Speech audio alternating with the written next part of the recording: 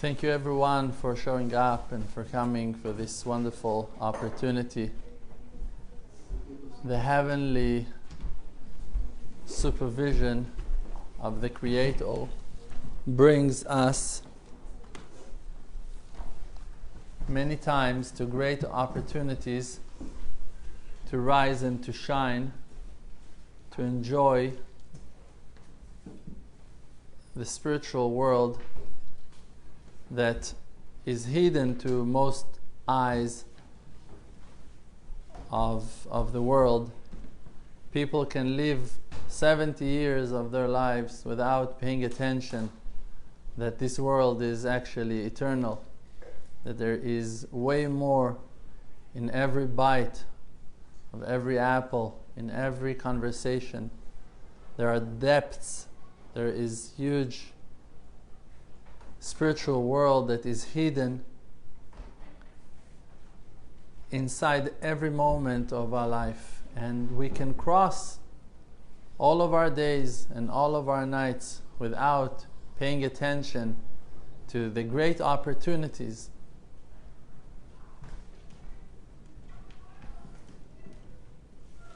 When we look at stories from earlier generations of righteous people, of pure people that are inspiring us to rise and to do good things, to climb, to go closer and closer to the Creator in our faith and in our work, we see that those people, the role models of our life, are usually people that lived their lives alone. And even if they were not totally isolated from society, they spent many hours in their chambers, in their rooms, on the books, learning, praying, in the deserts, meditations, in front of the sea, whatever. They found that outlet for themselves to connect, to find an inner connection to the Creator from within. And without that, they would never succeed to rise to those places of finding an inner connection and to get deep understandings and guidings from the Creator in their own minds. Now when we're finding ourselves lost and confused many times in our lives, the problem of ours, the reason why we are not running to grab our own lives and to become those spiritual people as well, is because we are consistently doubting ourselves. Traumas and bad experiences that we went through in life broke our self-esteem and brought us to some very low realizations about our being. And none of them is true. None of them is right. All the filth, all the negativity, all the sadness, all the angry thoughts, all sorts of dark thoughts of despair and loneliness, all kinds of frustration, all kinds of fear and terror that we feel in our own minds are coming from the voice of the evil inclination, the whisper of the snake. And that snake, that evil, dark power, set for himself the worst goal of them all. He wants to destroy the person, to send him crazy and mad, lost and confused, to take his own life in his own hands, naked and lost in the streets. Like, he wants to destroy every person in the worst and most severe way that he possibly can. He does not have mercy for you, for your spouse, for your children, for the most precious souls of them all. He could not care less. He sees you as a target, and that's it. Therefore, he's your enemy as well, because he targets you as an enemy. And that's where the war began. So the peace finished. That's where he established himself as your enemy as well. And you need to fight him and all his armies and all his power and all his show with all the possible tools that you can grab in your hands.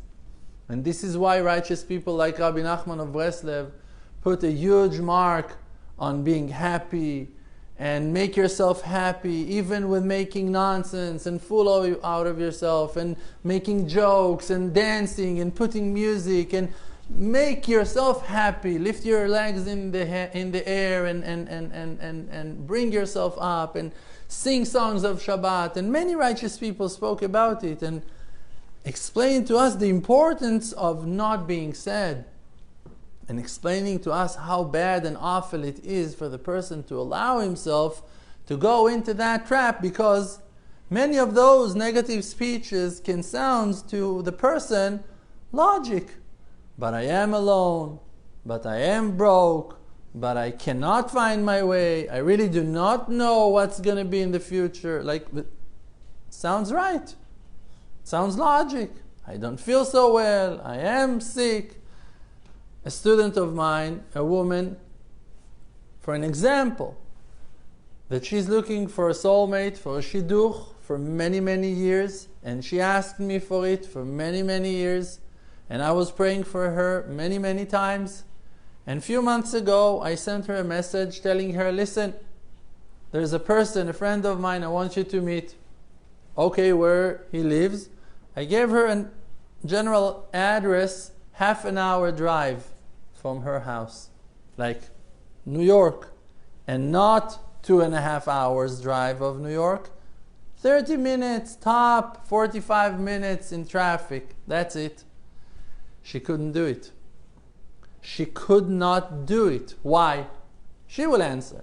She could not go for that date. Why? For so long, like, people feels in a certain place that they need to be fed with a spoon, like they need you to chew the food for them. That's not, and I'm not judging. I understand her condition, that there is a different reason for why she's not married, and it's not because she couldn't find the right person to marry. It's because she's terrified from life. It's because she cannot go on a date. She cannot take herself out from her house. She's struggling with different things. And those things are her enemy. And she needs to kill it. She needs to fight all the way, because if she won't, it will. It's a war for life. He's feeding himself from our life. He does not have life of his own, the evil inclination, the Yetzer Hara. He's taking, like Egyptian kingship of those early days. They were kidnapping nations. The Israeli nation was not the only nation that were working as slaves under their power and government. They were controlling people like the Greeks, the Romans. They were coming and overpowering a certain nation, a section, a whole part of the universe, and just possessing them and sitting on them with taxes, forcing them to pay, or else they will kill them, whatever, taking all their sources and sucking life out of them. Exactly like that, the spiritual darkness, the evil inclination, is sucking life out of the good, and makes you a slave of the patterns that they want you to walk in. They want you to be limited. They want you to fall to despair. They want you to lose your mind, to lose your hope, to give up on your happiness, on the divine goals that you should set for yourself, things that you can accomplish, things that you easily can accomplish. And they don't want you to do that. So the Yetzer Hara, the evil inclination, is breaking your self-esteem and destroying that hope of yours to become a spiritual person and to rise to such high places that really are available and close to you. If really, with honest eyes, with an open heart that is willing to give a chance to life, you're going to read stories on righteous people. You're going to see that those people were human. They were human. They were like me and you. They were people that chose again and again not to give up on life and not to give up on giving life to others. And therefore they went to a war against all forces of darkness, and they escaped from many, many wars, and they survived for many, many years. And their achievements were so great that they are still famous, and people are telling those miracles until today. But it's only because those people chose themselves. They were not the chosen ones. Oh, Moses. When Moses was chosen by the Creator, the story of Moses in the Bible is describing the moment that he came out to the world. But no one knew Moses. No one heard about him until he was 80 years old. No one cared about Moses until he was 80 years old. He was born, he was raised, he went through his own hell. He ran for his life when he was 20 out of Egypt, all alone, to the desert of Sinai, and he lived there for 60 years on his own. So he was connected over there to a community of Jethro, and he got married with a certain woman, Tzipporah. Wonderful, great, no one knew him. For 60 years in the desert, he was screaming about the redemption. He was begging for the Creator to bring the redemption earlier than after 400 years. He begged for the Creator to make wonders and to redeem his children, the people, the children of Jacob, the nation of Israel. And he begged for that for 60 years of his life. And after 60 years of his life, he had that huge, amazing, known prophecy of the burning bush. And he heard Avaya Baruch Hu, the Creator, talking to him from the fire. And there was a huge spiritual event over there that the Creator took him. The Zohar is talking about it, and more books of Kabbalah are talking about it. And Rabbi Nachman of Breslev, that I'm very connected to his teachings, is talking about it. An amazing act of an spiritual shift that Moses experienced in that day, that the Creator replaced his body with a new body, a heavenly body from heaven. The verse is saying, and that's what that's written in the Zohar HaKadosh, Shal na'alecha me'al raglecha, that the Creator is telling Moses, take off your sandals off your feet, take them off. Take off your shoes, first of all, because the land that you're stepping on is a holy land. It's a holy place. Because it was in a cave in the mountain of Sinai. And over there, that is the Mount Sinai, the mount that was chosen by the Creator to hand the Torah on to the nation of Israel soon in the future. So it was a holy place. So the simple understanding of that verse was, you should take off your sandals because that place is holy. The Zohar HaKadosh is saying that the Creator told Moses, you should come out of your body. You cannot stay with your impure body. Those sandals were actually referring to his body. You need to take off your body if you want to be close to me, because your body is impure.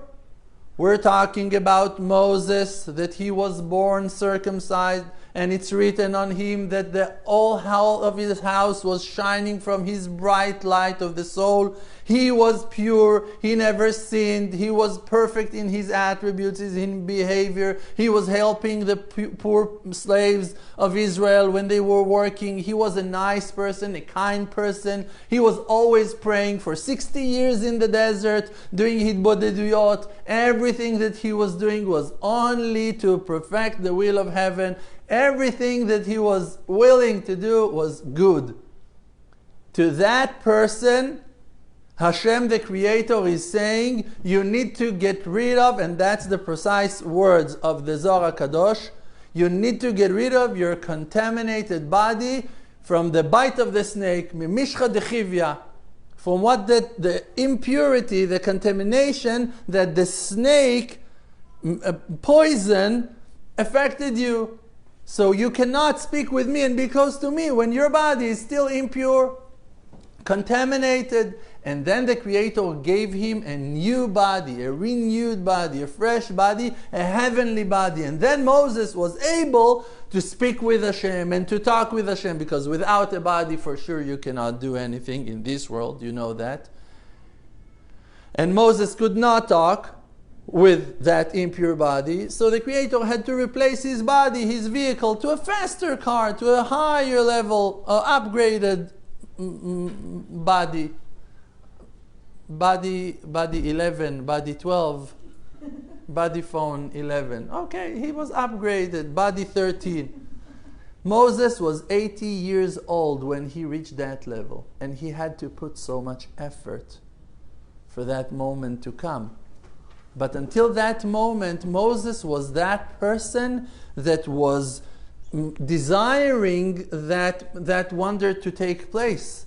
And no one around him pushed him, and no one around him raised him, and no one around him supported that path. He was all alone. Probably his wife Tzipporah gave all her heart to him, and helped him, and pushed him, and motivated him, and built his self-confidence. But they were alone.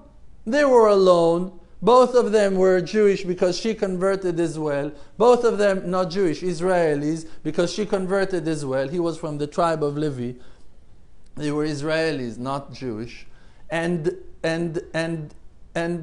with that lonely mindset of them trying both together to achieve something, they went on that path. And you think to yourself that you're not capable of achieving the same. But I'll ask you, why? The only reason why you cannot accomplish it is because your mindset is telling you you cannot. But many people who goes all the way to achieve very high goals are achieving them. One will achieve in business, one will achieve in social media, one will achieve with his company, one with his children, with his family, and one with his art. And one in the spiritual path. It depends what you put your energy and your mind on. And if you will go all the way, you will rise to the heights, to the highest places of them all. And it's only in your hands to set yourself free from slavery, from your narrow mindset. I cannot do this, I cannot do that. Oh, but what will happen to me if I'm not going to follow that advice, if I'm not going to do this thing, and that thing obligates me, and I must do this, must do that. You are a slave to your thoughts. And that's where your failure begins. When you let your negativity leads you to those dark places of sadness and despair. When really, if you're not gonna give up on your dreams and you're not gonna back off from your passion for life, you're gonna rise to such high places that today you're not aware of. I started my life, and to those ones who heard me talking about myself many times, the unfortunate thing is that I remember and aware only to my own path. It's very hard for me to tell you what happened in your life. So I have to give examples from my own life. It's not that I really like to talk about myself so much. I do like to talk a lot, that's for sure. It's a problem I have. But not always about myself. But when I want to give examples from life, I don't have no one else really to choose. It's me. So I need to talk about myself again. I started my life as a regular person. I was not raised in an Orthodox house. We never lived spiritual life in our house at all. We were not keeping Shabbat, if you can call it spiritual life. We were not celebrating the holidays in the kosher way that you will understand. We were not eating kosher. Not my bar mitzvah, the place of my bar mitzvah was chosen, the Bet Knesset, the synagogue was chosen only based on their agreement of the manager, the gabbai of the synagogue, to allow my mother to sit in the men's section. That's how we chose the synagogue. my parents looked for one to allow my mother to sit in the men's section because she will never gonna enter to the women's section, of course. So that's how I grew up.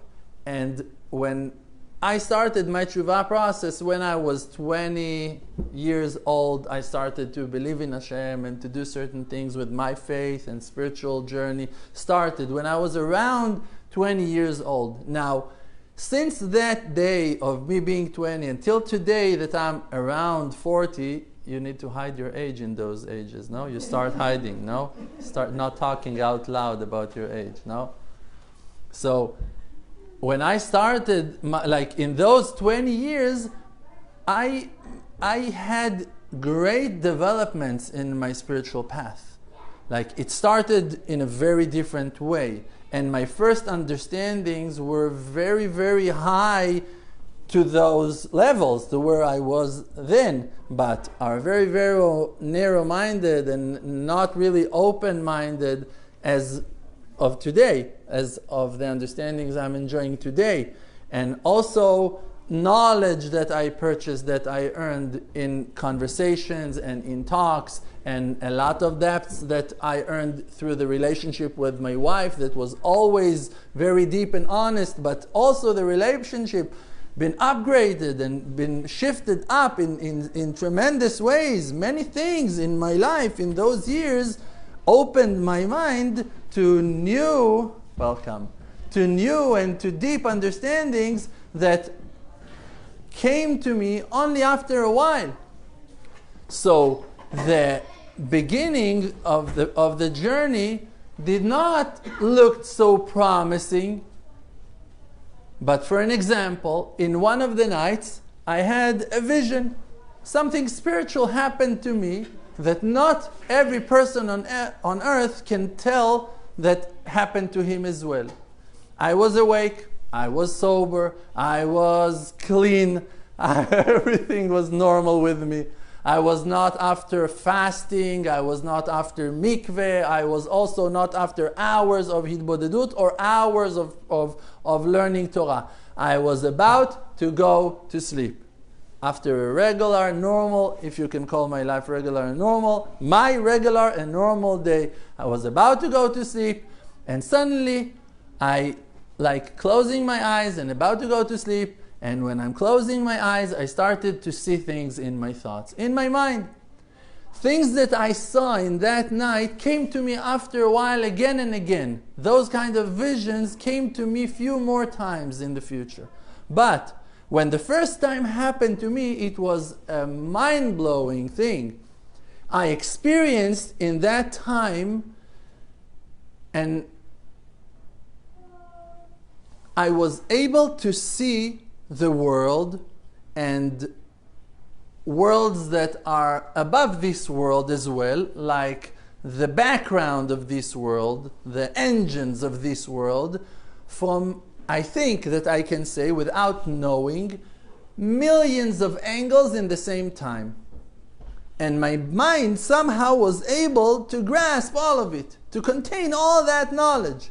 I was able to experience the world from this angle and from that angle, from the bottom, from underwater, from above, in springs, in lakes, in the sea, in the deserts, in the forest, above the forest, from the sky and up, and from people's eyes, and from between people, and also inside cells and fibers, and inside of certain creations. I saw millions of angles in one time.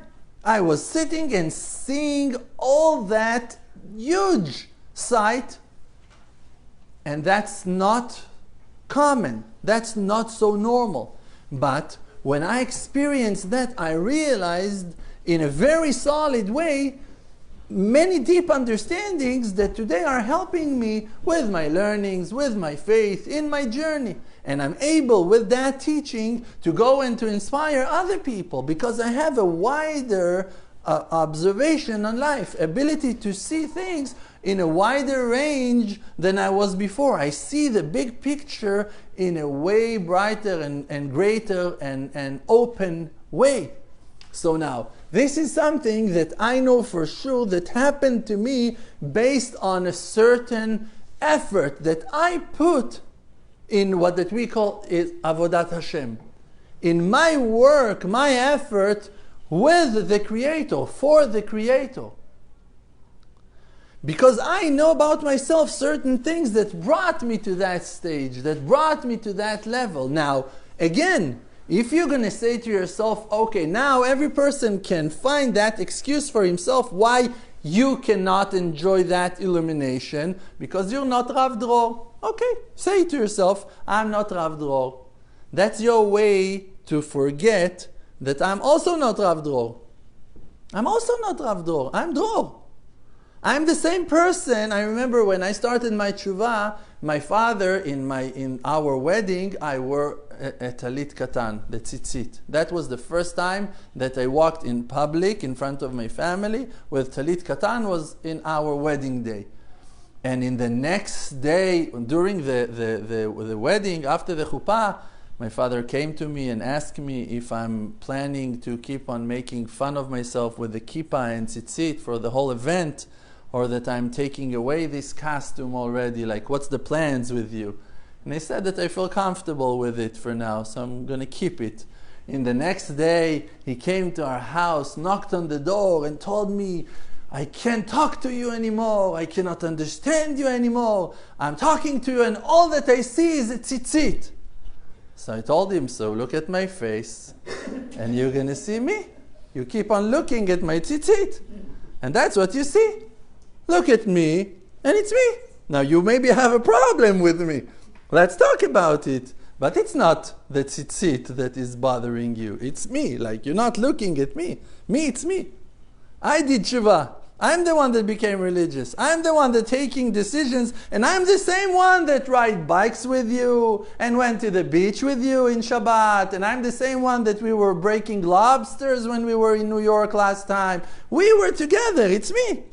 Don't run away from me with that excuse of, oh, you're tzitzit. No, it's not a tzitzit. It's me. Let's talk about it. I have a lot to say. He didn't want to talk. Maybe one day he will want. As of now, he's good.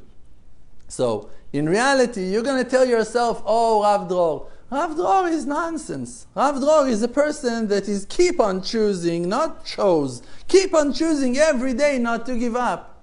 And that's how he finds amazing things in his path. And if you're going to walk in a path like that, with amounts of power into honesty, into being truthful, into being righteous based on your understandings, you're going to rise to the heights of your true potential. And it's tremendous. It's huge. It's something that you cannot understand. I explained it in my last class that I gave in Manhattan, something very important. I was talking about faith and about understanding that Hashem is with you all the time. And a person asked me after the class, so I should walk with that thought of me being one with God, one with Hashem all the time, like me and Hashem are one? So I told him, no. It will be enough for you to realize who you really are. And I'm going to tell you a little bit, one drop about who you really are. And this is one of the understandings that I enjoyed of in one of those visions that I had. You are a soul. And that soul, like that it's written on Jacob, Yaakov Chevel Nachalato, it's a rope. And that rope is coming from the souls of your parents. That's how you came to the world, through your parents' soul. Their souls mate, and you came out to the world. And they also came from their parents. Now, your soul was inside their soul before you came to the world. Means that you lived inside of them before you went into the next body. That is the body that carry your soul today. You lived inside of them, but not only inside of them. They have parents as well. And you, as that thread, as that rope, were part of that soul, those souls of their parents and grandparents and great-grandparents and great-grandparents and on and on and on till the beginning of time when Adam and Eve got their portion of soul from the Creator. You were there in the soul of Adam and Eve. Like that you were standing in front of Mount Sinai inside one of those 600,000 people that were standing there, or a few millions of people that were standing there, maybe better to say, in that day. You were there because you were a portion that was attached to their soul and you were linked. Now, you don't remember all your lifetimes. You don't remember that you were living in this world the equal time of years of this world's existence. You don't remember that. Because when you went into your last vehicle, you've been punched by an angel that removed your memory. But when you are connecting yourself to the ancient archives that are in the back of your head, you can also remember all your life experience. Means millions of different experiences that your soul experienced. And you are walking with all that treasure of life experience, and you're not aware of it, but your soul is. And when you are disconnected from your soul, you don't know anything.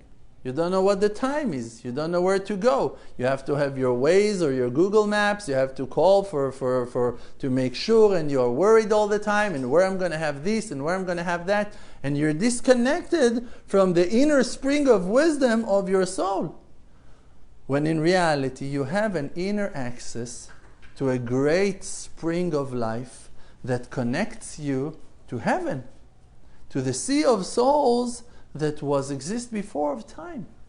And you can become one with the Creator from within. And that is the answer to the great potential of every one of us. This is exactly how spiritual you can become. That you can access to an inner gigantic treasure of deep understandings and new angles and perspectives on life, if you will give a chance to your spiritual life to take place. If you will allow yourself to go and to set yourself free to an inner world of an inner connection with your true being, with your voice, with your inner voice. Now, people are saying, I have so many voices, I have so many thoughts. How will I know which to choose and what to do with all my thoughts, with all my ideas? The answer is simple. There is good and there is bad. There is life and there is death. There are no third opportunities and options. There are only two options in every moment of your life. To attach yourself to the truth or to lie, to be good or to be bad, to be sensitive or to lose your sensitivity, to be honest or not to be honest, to be gentle or not. Every moment of your life is an intersection. You have only two ways, to do or not to do, to speak or not to speak, to say that thing that came in my mind or not to say that thing. You need to follow the positive, the good, the kind, the nice, the illuminating voice in your head. The one that is guiding you from within to be honest and to be kind and to be nice and to be positive, to believe, to have faith, to connect yourself to the light, to connect yourself to the Creator, and not to follow the negative voice that tells you that you don't have a chance and that you have to lie and that you must steal and that you're not going to make it if you won't hide that thing and that you cannot count and that you shouldn't do and that you must be angry now and that you cannot take it anymore. All that negative energy, mark it as an enemy that destroys your life on daily basis and suck your life out from you. That is the devil that is sabotaging and destroying our happiness and impure and contaminating us with negativity, with sadness, with all bad attributes that are killing our passion for life and sucks out our joy and our satisfaction from every moment. Because every moment is an opportunity to rise and to succeed and to shine and to do good. And when you're climbing, and you're climbing consistently, you're climbing high. If you fall and fall and fall and fall and fall, you're stuck. But when you start climbing, even a breadth of a hair, even 1 inch, even 1 step, a tiny development, one good thing, you're always on that path for success. And there is no faster path than to keep on walking, to keep on progressing. There is no faster speed than that.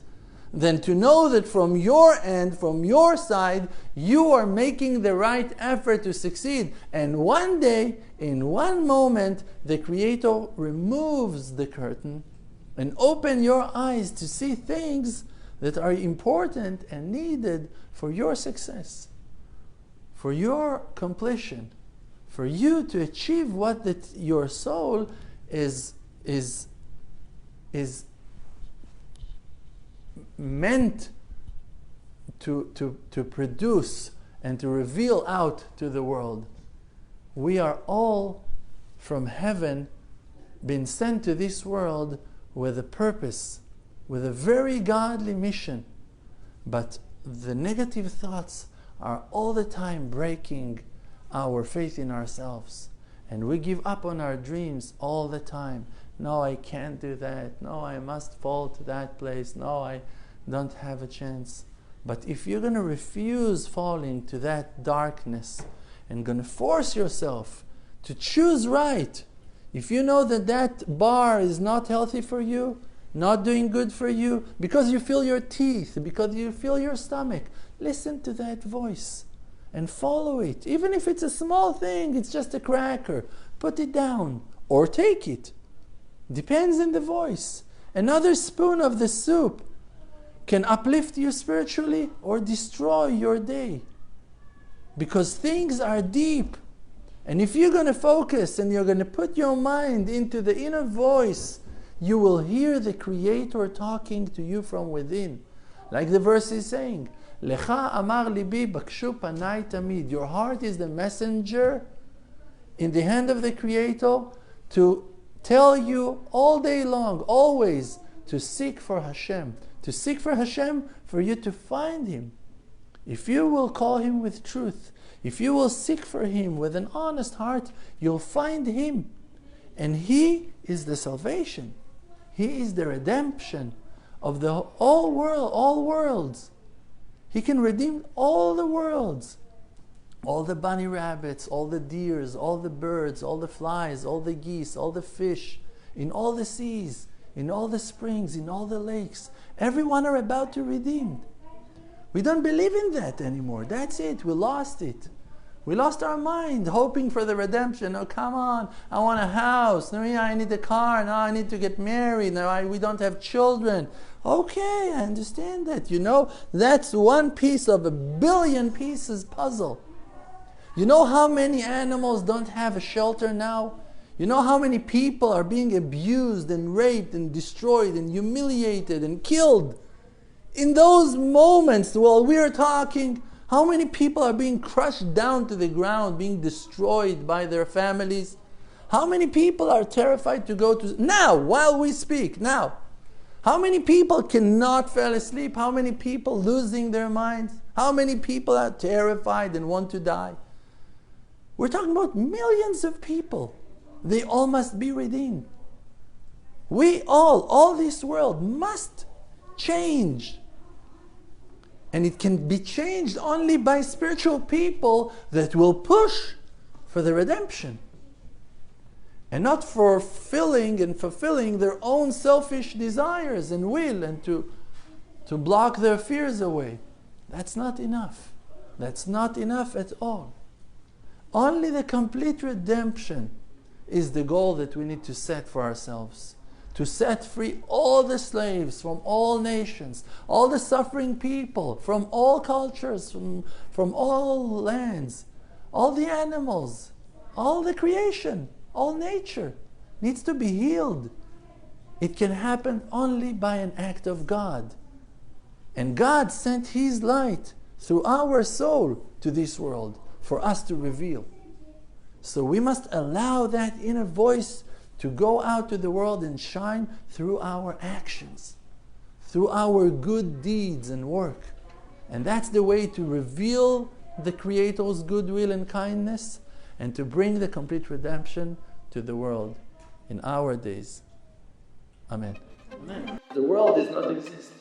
Because Olam Milshon Ne'elem, the world is just blocking the light of truth. The world called Alma Deshika, world of light, is just a fake. We're just inside of an illusion. It's just a fake. We're just inside of an illusion.